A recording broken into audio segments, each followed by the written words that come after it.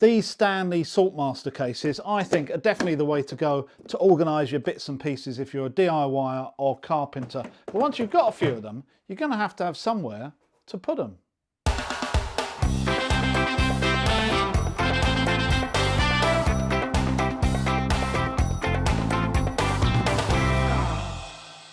These are Stanley Sort Master storage boxes, and I bought my first half a dozen of these just over 3 years ago, just before I started my YouTube channel. And I really like these. They really help to keep everything in order, especially the small bits and pieces, because they're compartmentalised, nothing can fall out, and you can actually adjust them to suit whatever you're storing. And before I had these, everything was kept in boxes. I could never find anything, especially these small bits and pieces, which was a complete disaster.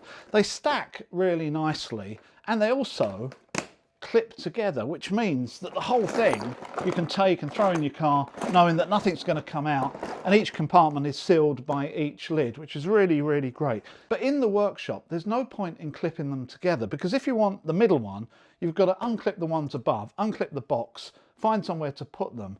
So very quickly you realise that actually you really want a shelving system, so you can just take one of these out, find the component you need and put it back. Hence why I built the one I did just over 3 years ago, that's worked incredibly well since. However, over the last 3 years, my collection of bits and pieces has somewhat grown, most of which I'll probably never use again, but I don't want to throw them away. So I bought another half a dozen cases, and I now need to make a shelving unit so I can access these cases individually rather than having them all clipped together and messing around with these tabs on the side.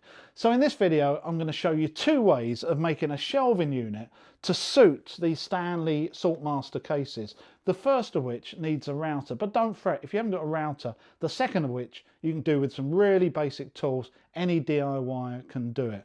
I'm going to start by using 12mm MDF, and the only reason I'm going for MDF is that my local DIY shop is out of 12mm ply, which I know is going to cause me a problem later down the line with the routing, but I'll tackle that problem when I get to it. I've already had the DIY shop cut this to suit my dimensions, so a good chunk of the cutting is already done, which should speed things up because obviously I've got less cutting to do. But more importantly, it means that all the shelves should be exactly the same width, because I've already had them cut a board of that width, and all I have to do is cut in the other direction, which hopefully should mean all the joints are nice and tight. If you want to see a cutting list of this, then please stop the video here, and this is exactly how I've had my 8x4 sheet cut. So you don't need to buy any plans or anything, just refer back to the cutting list, and during this video I'll be showing you which bit I'm working on relative to the cutting list, and it will all make sense. I think that's enough talking. Let's get on, and I'm going to cut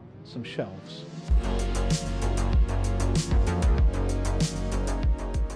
So slightly unusually, I've designed this shelving unit so the shelves don't come all the way out to the front of each organiser, and there's a good reason for that, which I'll tell you later. And equally, the shelves don't go all the way back to the back of the case. This means that there's a 30mm gap at the back, which makes it easier to clean away the dust that inevitably accumulates in shelves like this in a workshop. You'll see here I'm using the first shelf that I've cut as a template for the rest. This just speeds things up, but it does mean that the first one is the kerf of the blade, which is 2.6mm, deeper than the others. However, because there's a gap at the back, whether this gap is 30mm or 32.6 really doesn't make a difference, and you can't see it at the back either. This is a cutting plan for this section, and essentially it's getting 5 shelves out of the 4-foot width of the MDF sheet.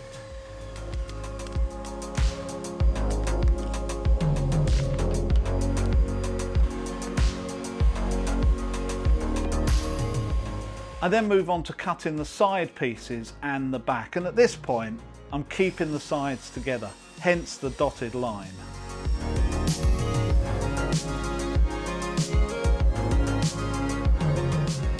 To set out a straight edge for the router, I need to know what the offset is that I've got between the edge of the cutter and the edge of the base plate. So I set up a straight edge, cut a small section, and then measure the offset as accurately as I can, which comes to 40.5mm. I can use this number to work out where to set the straight edge so I get the rebate in the right position, all referenced from one face. And I'm aiming at 100mm clearance between the top and bottom of each shelf, which I've found suits the Sort Master cases just right, as they're around about 90mm deep. I'll put an Amazon link to these Stanley cases in the description below, where you can currently buy them for £10, which is the cheapest I've seen them anywhere over the last few years. If you're looking for one of these cases online, just be aware that they also sell a junior light version that looks exactly the same in the photos, but is a lot smaller. I then make a test cut with the router to set the depth. I'm aiming at 5mm here, which is plenty for each shelf to bear on, but not too much to weaken the 12mm side panel. This 5mm doesn't need to be exact, but once you do set it, don't touch it again, so that all the rebates are exactly the same depth.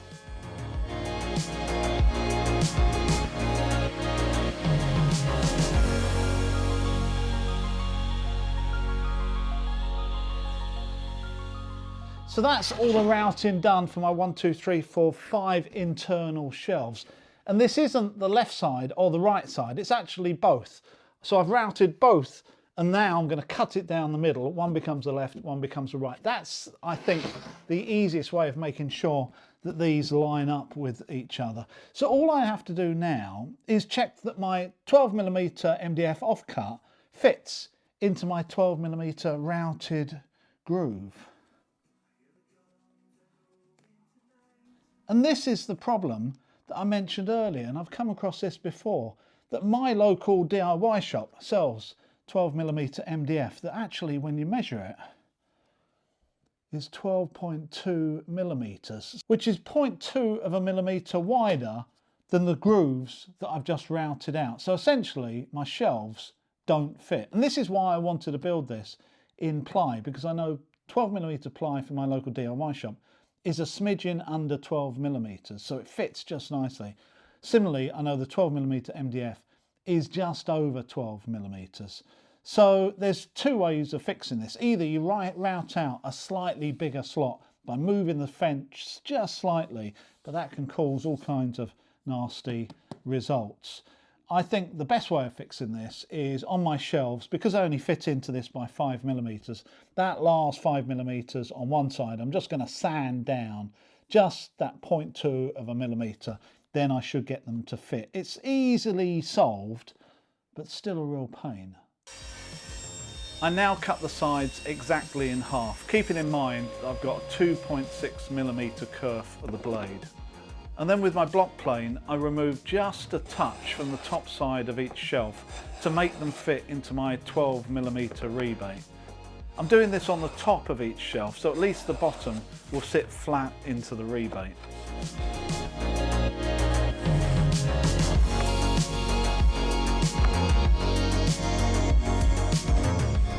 I then get on and cut the top and bottom panels, and this is how they look on the cutting plan.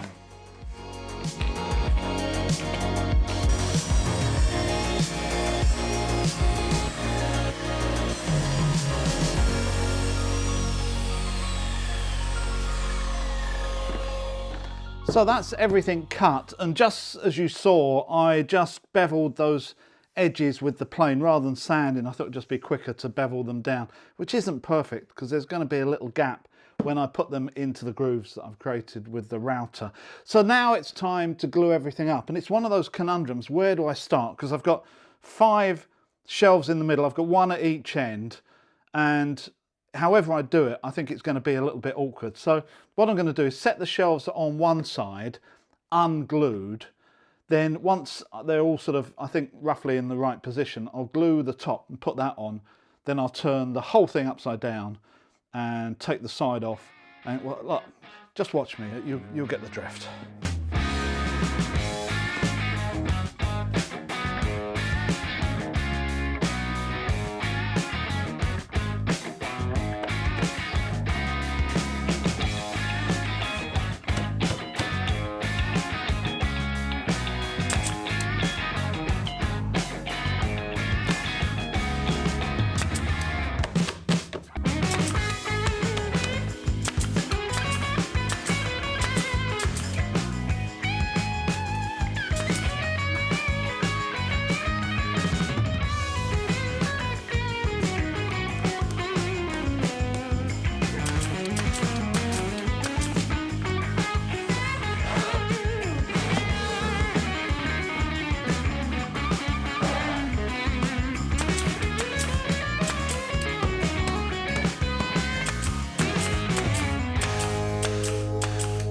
because I've got some clamps, I'm just going to tighten this back up just to make sure it's fully tight and glued. But if you haven't got any clamps, then don't worry too much about it. And if you're a new DIYer and this is one of your first projects, then expect a few little gaps here and there. It's all just about practice. And definitely, you do not need a nail gun.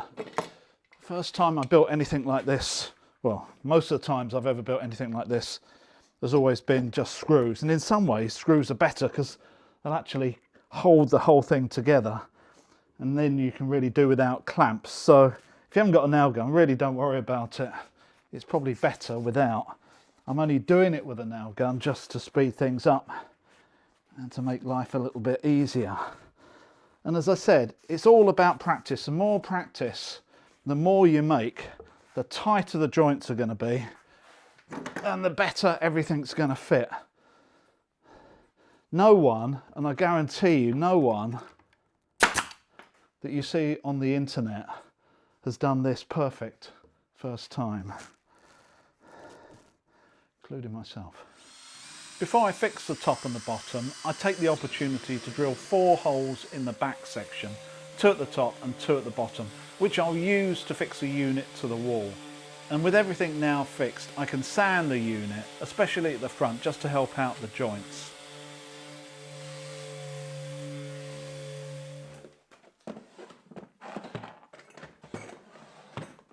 So that's the first one complete, and obviously you can finish it with paint or whatever you want. Just to point out a couple of design features, although I do say it myself, I've made the top shelf and the bottom shelf stick beyond the front of the organisers. That means that they just protect him a little bit, and it also means that you can store more on top, because if you bolt this to a wall, you will be naturally storing cans of bits and pieces and whatever on top as well. Each shelf is set back from the front of the organiser, so you can actually get your hand in without hitting your knuckles. And there's no problem setting the shelf back because you've got these bits that stick out all over the place. So even if you set the shelf back, it still sits nicely on the shelf.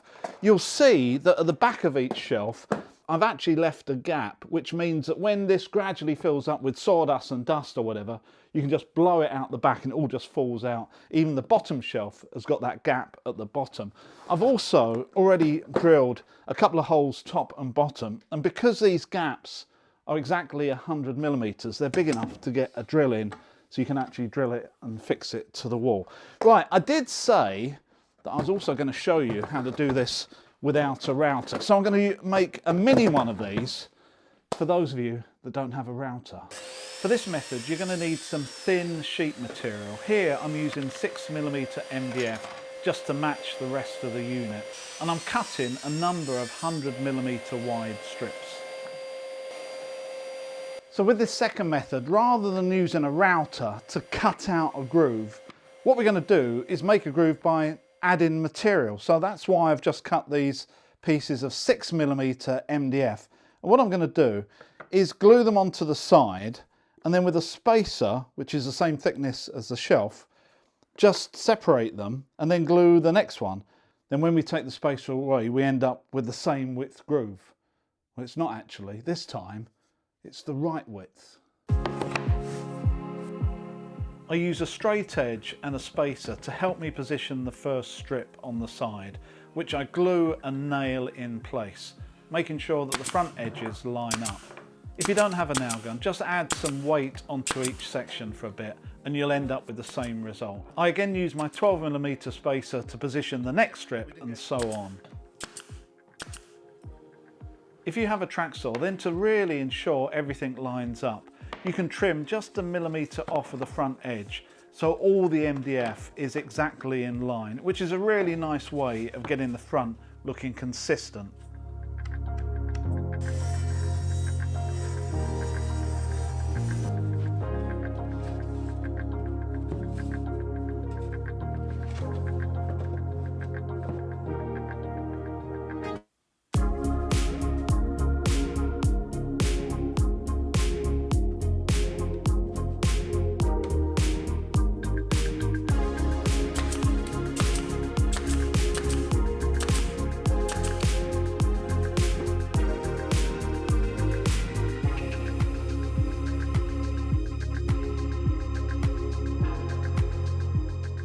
So there you go, that's the second one complete. And just trimming that 1mm off the front once it was all bonded together, it means the joints from the two different thicknesses of MDF are almost seamless.